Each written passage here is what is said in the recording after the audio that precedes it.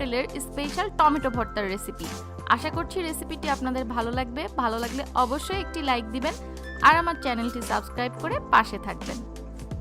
Special এই tomato ভর্তা করার জন্য আমি আজকে এখানে 6টা মিডিয়াম সাইজের টমেটো নিয়েছি, যা প্রায় 400 গ্রাম ওজন হবে। এবার টমেটোগুলোকে ঠিক মাঝখান থেকে এভাবে 2 ভাগ করে কেটে নিচ্ছি। অনেকভাবেই কিন্তু টমেটো ভর্তা করা যায়, কিন্তু প্রতিটা এলাকার খাবারেই কিন্তু আলাদা কিছু বিশেষত্ব থাকে।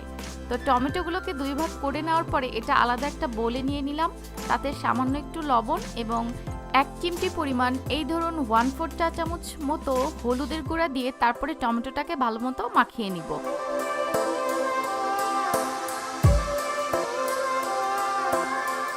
মাখানো হয়ে গেলে এবার এটাকে তেলে ভেজে নিব। একটু ভাজতে হবে, একটু পোড়া পোড়া করে।